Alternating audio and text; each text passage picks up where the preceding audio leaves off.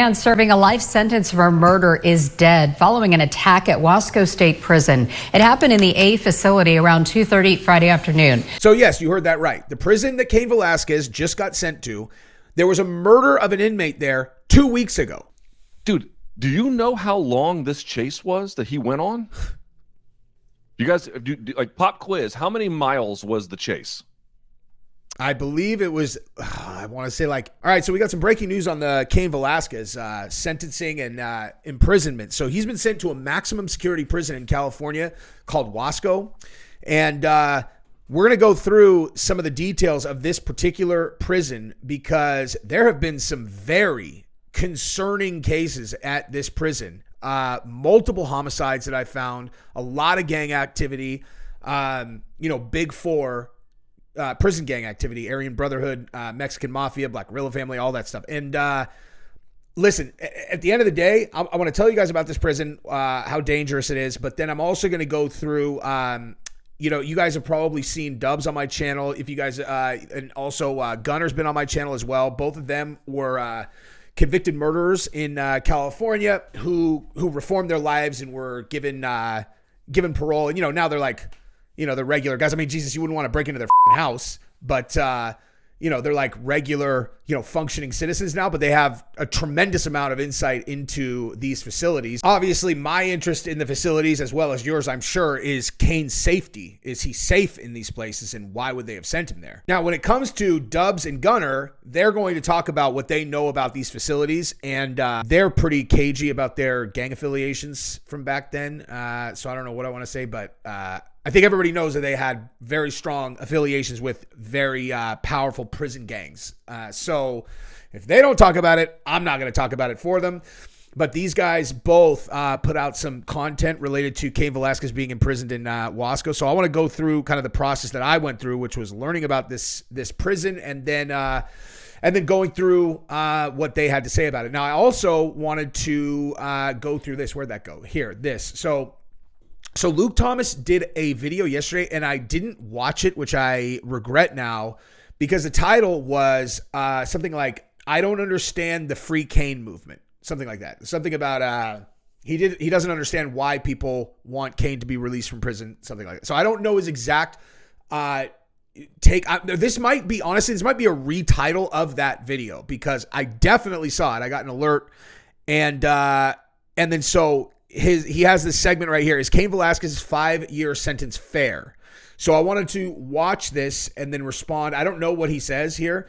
I'm not trying to start shit with him at all. I'll be respectful either way. I told you guys, every time I talk about him, I feel like I have to be like, man, I'm embarrassed by how, There was a moment where I snapped completely, and it all got vomited at Luke Thomas, and I don't think he deserved it, and I always feel embarrassed every time I think about it. However, I definitely disagree with him on this, but I think we might agree on more than we would initially think related to the free Cain movement. Anyway, it doesn't matter. So I want to watch this for the first time later on in the video and then react to it. But first, let's answer some questions about the facility that Cain is in, and I'll also tell you guys about some prison corrections officer misconduct that's from there as well. So check this out, okay? So there were cases in June of 2019 where a corrections officer named Joseph Andretti was arrested for conspiring to possess with intent to distribute cocaine and methamphetamine. Andrade and an accomplice attempted to purchase large quantities of drugs from an undercover officer, which obviously they were going to bring into the facility. And in 2023, a corrections deputy, Jose Perez, was arrested. Josu Perez was arrested on charges including custodial sexual misconduct and sex abuse following a grand jury indictment. So we'll look at those cases also, just, if we have some time, because I think those are interesting as well. But yeah, so let's jump right into this thing. Oh, and I have an idea. While we do that, why don't you go ahead and subscribe to my channel so that next time I talk about one of these topics, you get alerted. Actually, you need to click the notification bell as well. But also, why don't you like the video, you guys, and tell me your opinion on Cain landing himself in a maximum security prison in California where inmates get killed. So now it doesn't necessarily mean he's unsafe, all right, for the record. But let's listen to this. So this is from 2 weeks ago, okay? So a prisoner was literally murdered 2 weeks ago in this place. All right, so let's listen to the story about that particular murder. Man serving a life sentence for murder is dead following an attack at Wasco State Prison. It happened in the A facility around 2:30 Friday afternoon. The California Department of Corrections says staff saw two men attacking the inmate, Angel Carrasco. Officers broke up the fight with chemical agents and other non-lethal weapons. Carrasco was rushed to the hospital where he was declared dead a short time later. Investigators found two improvised weapons at the scene of the attack. Inmates Jose D. Castro and Darnell Rodas were identified as the attackers. They have been placed in restricted housing pending an investigation. I don't know, man. That is pretty concerning from my perspective. You know, like Cain's not some kind of arch criminal. This is a person who, you know, there are a lot of extenuating circumstances in his case, and he got sent to this place, you know, a maximum security prison where prisoners are getting murdered. Very concerning. But again, it is possible that the people who know better than me are going to have some words of encouragement of why we should actually not be as concerned about Cain's safety as it initially looks like maybe we should. Now, this one is from 7 months ago. Okay, so this is a different prison. I haven't watched these yet. I know about the cases. I haven't watched these actual reports, so I'm going to be finding out some more info at the same time as you. So this one is from 7 months ago when another murder happened. Prison officials are investigating the death of a man who they say was attacked by two other inmates on Saturday. About 2:30 p.m. that afternoon, staff saw 29-year-old inmate David Dominguez being physically supported by other inmates in the day room. He told staff he had suffered a seizure and fell, but responding medical staff took him to the triage and treatment area. An ambulance was called while life-saving measures were performed, but he was pronounced dead an hour and a half later. A subsequent review of the audio-video surveillance system showed two inmates identified by officials as Jose Landros and Michael Padilla entering Dominguez's cell and getting into a fight. Landros, Padilla, and four other inmates have been placed on restricted housing pending an investigation. So, I mean, listen, dude, what I am hearing here, all of those incidents sound like they are, you know, among men of similar ethnic backgrounds to Cain. I don't know if that makes it, I mean, who knows if that makes any difference to his safety, but I don't know, man. Again, this is a concerning development from my perspective when you think about the fact that this is a guy who is going to try to quietly do his year, you know, a year to 2 years. You know, Wasco's it's a level 3 maximum security prison. So, now there are more details on this case, but I don't think it's anything, you know, like pressing enough that we need to look that much deeper into these cases. So I'm just going to go ahead and skip these and move over to what Dubs has, or I'm sorry, what this is what Gunner has to say about it, and then I'm going to show you what Dubs says about it, and this is going to better equip us to have like a more educated opinion on whether or not we should be concerned about Cain being here. And then also, so I'll show you, this is Gunner, and then we'll show you Dubs. And then I want to look at what Luke Thomas had to say about it. And then we'll wrap this thing up. All right. So let's listen to Gunner's take on this. Right here. Cain Velasquez has been transferred to his reception. He's actually transferred to Wasco State Prison. And that kind of blew my mind. I thought he would go to San Quentin as a reception, but I guess for whatever reason, they're accepting people in Wasco. So he's in Wasco, the Central Valley. That's where Cain Velasquez has arrived. Now, right now, he's on the reception side. So let me explain to you guys exactly how it works. He went through R&R. He got processed into reception. Now, from what I'm being told, he's not being housed separately. He's not in a secure housing. He's actually being housed with the SNY guys, the other side, right? The non-active gang members, the PC cases, the whatever you want to call them, whatever it is, that's where Cain Velasquez is being housed. That's wild if you think about it, you guys. So SNY means special needs yard, which is where, you know, what's the right way to put this? Like the guy that Cain took a shot at, if he gets convicted, that's where he'll go. You know, you guys understand what I'm saying? Like the people who have crimes where someone might want to get a stripe by sticking a shiv in their eyeball, they go on the special needs yard. And then also people who were formerly in gangs and have, you know, left that life or whatever. Basically, like if there's a reason that someone is going to get, you know, attacked, then they end up on the special needs yard. Now, I learned a bunch from Gunner and Doves about, prison in California because, thank God I never got to experience that myself. The special needs yards are not safe. I had always thought for some reason that, like, if you end up on a special needs yard, that means it's like safe. And it's like, nah, man, that's not safe at all. Anyway, we'll get into that later. I'll let Gunner talk. I apologize. I was on the reception side. Oh, I'm sorry. The point I was trying to make is that I think it's kind of crazy that they're going to put Cain in there with a bunch of people who have crimes against children when he has a pending case against someone who, may have committed a very serious crime against his child. I don't know. For me, it would be very challenging for me to be housed with people like that, no matter what, but especially given the circumstances that Cain is in. So they chose to place him with a security concern on the side where guys that have security concerns go. Now, he'll be sitting there for 3 to 4 months, maybe even longer. There is a good possibility that he doesn't get housed because of the amount of time he's doing, which is pretty much down to about a year, maybe a few more months than a year. But I'm thinking that he's probably going to get level 2 points and overrode to a level 1. And maybe quite possibly because they have him right there in the valley, they could ship him to somewhere like McFarland or somewhere else that's a minimum facility. Now, Cain Velasquez is going to do easy time, but as of right now, he's going to be hard timing it with everyone else.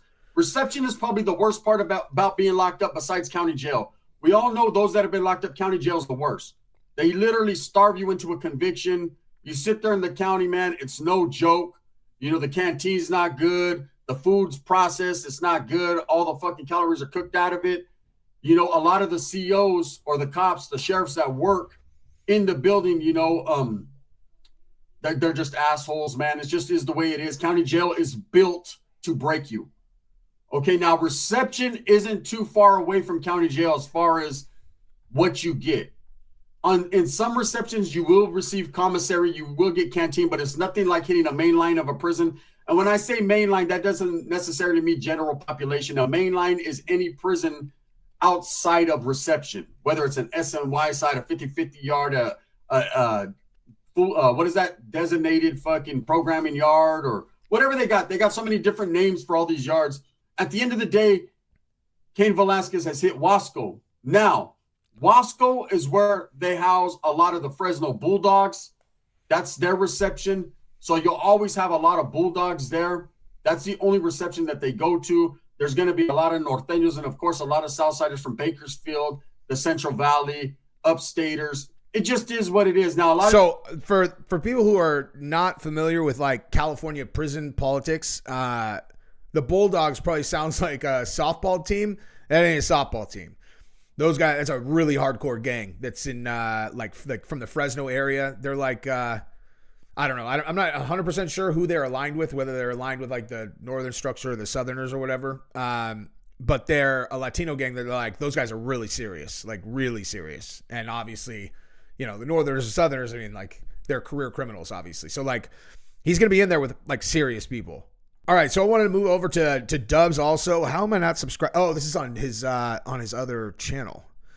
I was wondering, I'm like, because I wasn't subscribed to Gunners either. I'm like, what the hell? They're like their other channels. So these videos, these are not on their main channels. I'm sure if you go to these videos though, their main channels, there'll be links in their descriptions or whatever. Oh, never mind. Whatever, you'll find them. Dubs and Gunner, dude. Okay, they've got great shows. But anyway, I wanted to move over and let Dubs do some talking here as well about what he's in for, and then I'll move over to Luke Thomas. All right, let's go. Sentenced. He was sentenced to 5 years. Now, he was charged with attempted murder. In the state of California, attempted murder, you can receive a life sentence. I was in prison with a lot of guys that had life sentences for attempted murders. So he lucked out.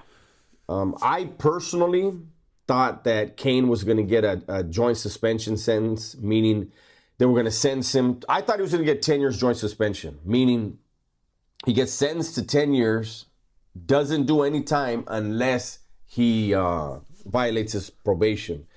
And then if he gets a probation violation, they can go ahead and force him to do the remaining time on that sentence. I guess this is a better scenario for him. He was given 5 years due to the actual time served in the county jail. And for those of you that don't know, while he was out on bail and he had an ankle monitor, that is considered confinement time. So in California, you have to do 85% of your time when you get a violent crime conviction, when you're convicted of committing a violent act. So he has to do, on 5 years, it's going to be 4 years and a quarter, right? And so it's 4 years, 3 months, basically, right? And so he has approximately 16 months left on his term. Well, apparently on March 27th, Cain Velasquez, whose new CDC number is BZ8970, Cain Velasquez was transferred from the county jail to WASCO State Prison Reception Center. I'm confused. So I was housed in Wasco State Prison's Reception Center when I entered the California Department of Corrections in 1994. Okay. And Wasco Reception Center is the reception center for Los Angeles County, Ventura County, Santa Barbara County, I believe Kings County, Kern County. I know all the Bulldogs go there. So for Cain Velasquez to leave the Bay Area, to be convicted in the Bay Area and not go to the Bay Area's reception center, it has me scratching my head. Now, Cain Velasquez should have gone, unless something has changed, Cain Velasquez should have gone to San Quentin's reception center. San Quentin is the oldest prison in California.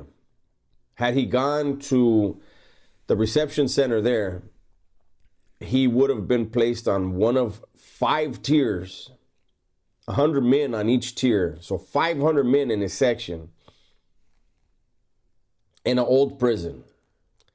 He would have had to go to showers with a whole bunch of dudes at once, yard a whole bunch of dudes at once, the yard, everything. And I believe that this Cain Velasquez being transferred to Wasco. Wasco is a 270 building, meaning there's 2 tiers. That's it. Cell living, of course, because he has a violent crime. He's not going to go to a dorm.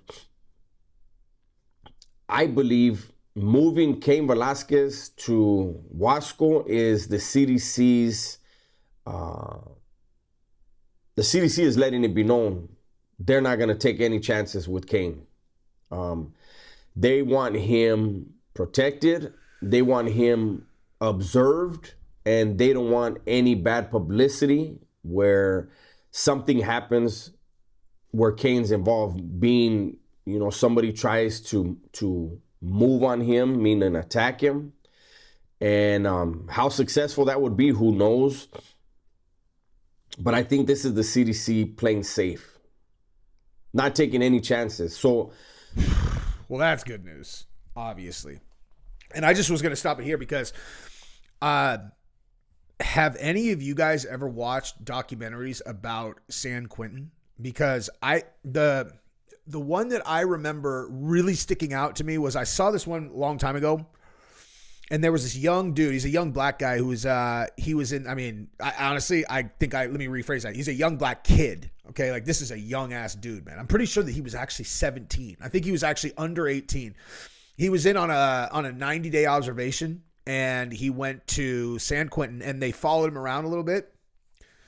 Which is, I don't know, man, that would scare the shit. Like, me personally, I'm kind of connecting multiple thoughts. But like, if I was 17 years old and I'm going into San Quentin, he had never been in an adult prison before, I'm not agreeing to have National Geographic follow me around with a camera. I'm going to tell you that right now. I mean, it's just bottom line. Because, I mean, I've been on multiple television shows.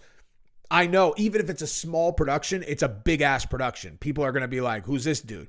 Like if I'm going into San Quentin, I don't want to put attention on myself regardless. Well, I just wouldn't no matter what, you know? Now, if I was like a long time, convict who'd been in there for 10 years and I'm like, and I got another 8 to go, I've got my program down absolutely rock solid. I know exactly what I'm doing in there. Maybe to break the monotony or get some word out to someone that maybe could help me take time off or whatever. If for any reason, I mean, that's different. But if I'm young, I'm going in there for the first, I don't want anybody following me around with a camera. But anyway, it's neither here nor there. The thing that always really stuck out to me about the clip that I'm referencing was how small the fucking cells were. It was horrific. And the guy, he gets up on his bunk and he's like all smiley, he's like a young kid. He's all, man, this will make somebody go mentally insane. He's kind of like, I mean, he's not joking, but he's like kind of jovial. And I remember being like, anybody who knows my stuff well knows claustrophobia. That's a beast for me, dude. I'd get used to it. Obviously, like I can get used to anything. If you give me a book, give me my own space. But man, being locked inside of things is not my jam. And the San Quentin cells are very small, like very small. And Cain's a hell of a lot bigger than me. And there's a lot of people there. It's just like, sorry. Anyway, let me let him finish, and then I'm going to move over to Luke. Hopefully, this information will bring a little bit of peace to the Velasquez family, to their minds. WASCO reception can be wild. There have been some very serious incidents in WASCO reception, but I don't see them taking that chance. I wouldn't be surprised if Cain is being placed in a cell by himself, at least initially. WASCO, basically what's going to happen, and they may expedite him being there. They may have him in and out. People are usually there for months. I don't know now if they're allowed to use the phones. When I was there weren't even phones in the building. There was no phone access. When I went through... You know what? I'm going to stop this right there. You guys want to watch this video, go watch it. Dubs, his channel is amazing. Gunner's channel's great. Dubs' channel's great. Listen, I found them because I started I binged Dubs' channel one day because it's like I just went through all these old stories. Dude did 24 years. He was in Pelican Bay SHU for almost a decade. So like the guy's got a lot of crazy ass prison stories. And I just, you could tell you just watched him if you're still watching now, clearly you found him captivating. So yeah, both him and Gunner have great channels. You guys should go follow them. But anyway, all right. So I want to move over to Luke Thomas and kind of give my thoughts on his take on whether or not this was a fair sentence for Cain. The case is for giving him no punishment. Like I've seen people be like, hey, President Trump should get involved. He can't. It's a state charge. But I was going to say every time that I saw that, well, not every time, at least a few times that I saw that, I commented back. I'm like, it's a state case. Can't get a federal pardon. That's not a thing. And something tells me Trump's not making any phone calls to Gavin Newsom. He's like, hey man, can you let this dude out of prison?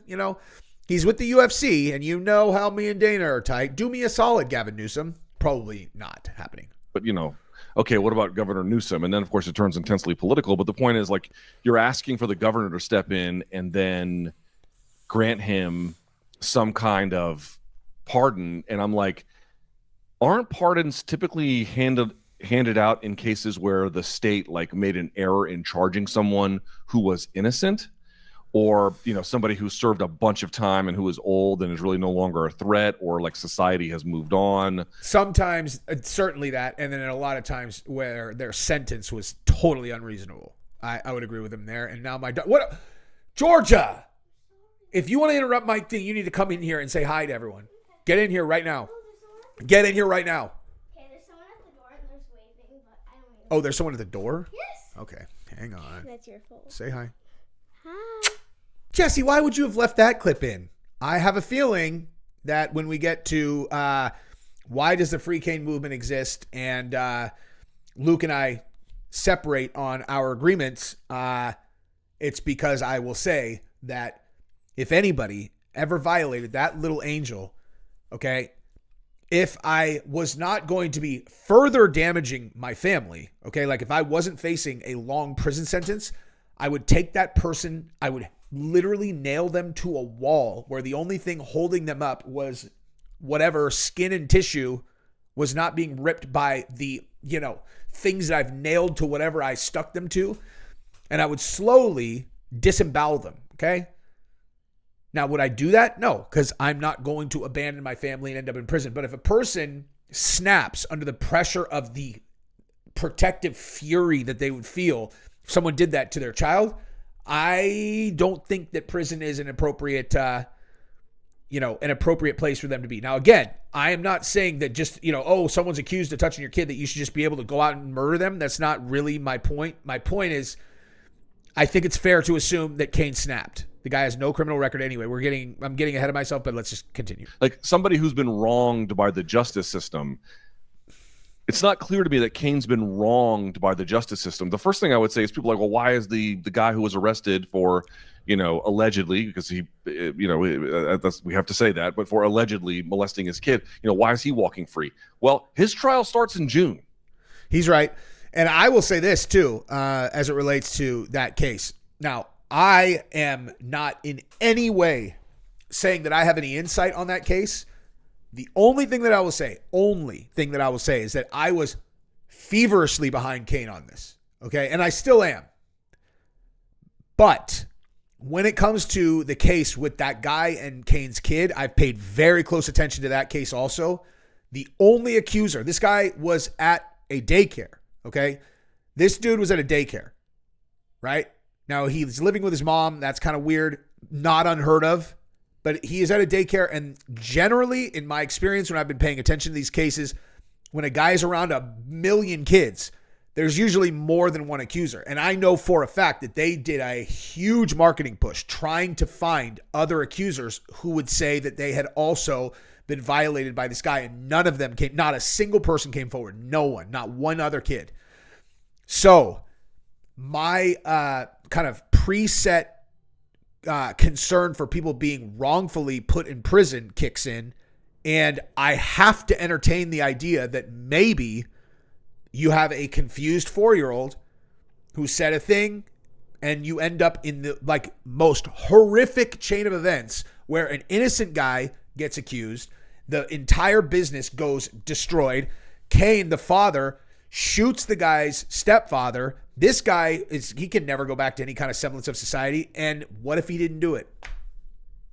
What if he didn't do it? I'm not saying that he did or didn't. I'm just saying this is not one of those absolutely cut and dry cases where there's 20 accusers. There's a mountain of evidence. There's not. Now, he might have done it. He absolutely might have done it, but he might have also not done it. That's it. I'm not, again, I'm full support of Cain across the board. But I can't talk about these cases without at least saying my piece on that. So believe me, he's going to see his day in court. I don't know what the hell's going to happen there, but this idea that the state just didn't do anything and Cain had to take matter into his own hands. No. Yeah, he's right about that. Definitely. No, right. They arrested him. By the way, you can read that felony report too. There's not many details in it. It's more just kind of mechanical, whereas the one for Cain's arrest is much more substantially written. But this idea that they're just punishing Cain and they're not doing anything about the guy who allegedly molested his kid. It's that is absolutely not what is happening here. That is a completely accurate statement. What Luke said here is 100% correct. He's got a trial set for June. And he's only charged, that's the other thing, he's only charged with one count of lewd acts with a minor, something like that. One count with one kid. Which again, I'm not saying he didn't do this. I'm just saying the case is very thin against him. Very thin. As far as I understand it, it's Cain's kid's word, his word, which again, I cannot stress enough. Absolutely 100% could have happened.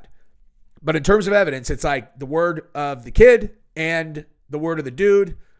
I mean, either way, the guy's life is over. So if he did it, great. If he didn't, that's pretty unfortunate and sad. Okay.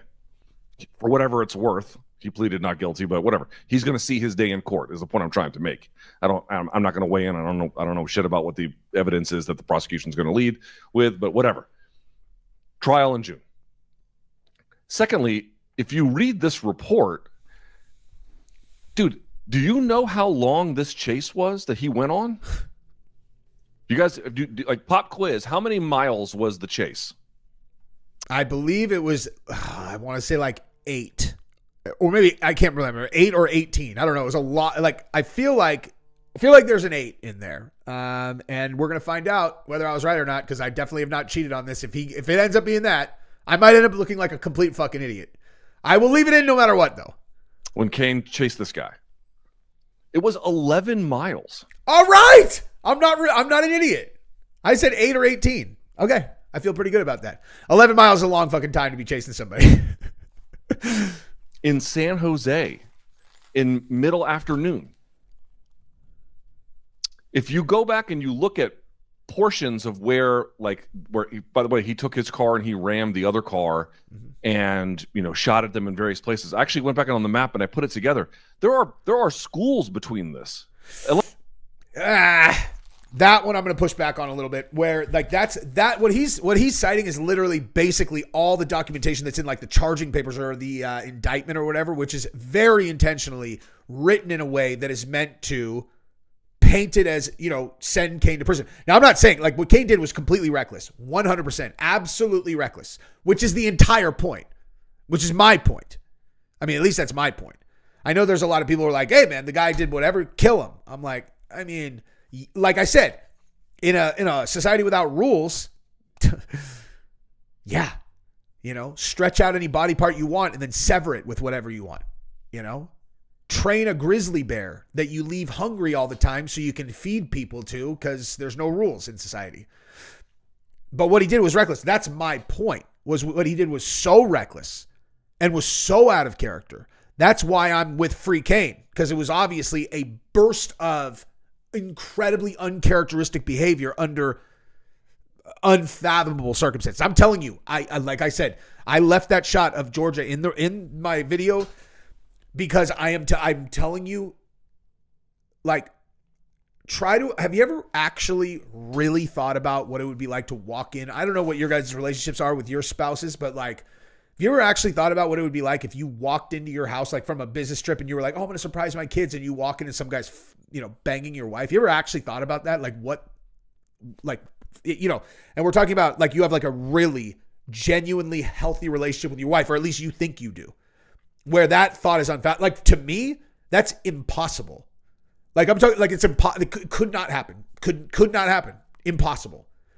So like, and then I'm like, so going into something and then that happens, like I'm telling you right now, you cannot hold me responsible for the next 30 minutes of my life. Like whatever I do, dude, okay, temporary insanity, that is 100% legitimate. Just bottom line. And so I can put myself in these situations and say, I am not just saying, like, trying to give an excuse. I genuinely believe you can excuse a guy who snaps under certain types of circumstances that involve their family. Elementary schools, businesses, ordinary day traffic. I'm sorry. And what my point that I was making about that was that he didn't take the shots at a place that were going to hit anybody. Like when you look at the actual intersection where he took the shots, it's farmland. There is fucking nothing there. Nothing. Okay. He was not going to hit anything, at least unless I was given bad information. I Google mapped this where he took the shots. There's nothing there. Nothing. There's a lot of farmland out there. It's like, dude, do all, especially if you're a parent, do you understand Cain Velasquez being sent into a blind rage? Yes. Because he was horrified at what he had learned from his child about what had happened to him, or again, allegedly happened to him, whatever the fuck the proper legal designation is, whatever. Can you understand that? Of course. Like anybody with halfway decent sense of like morality, and especially if you're a parent, like this is not a difficult thing to understand. And for that reason, you know what? He's doing such a good job talking about this. I'm going to I'm going to stop this. I'm going to do a longer thing on this. Like, I'm going to actually react to this in longer form because I'm out of time here. But anyway, go ahead, subscribe to the channel, ring the bell. Love you guys. Bye-bye.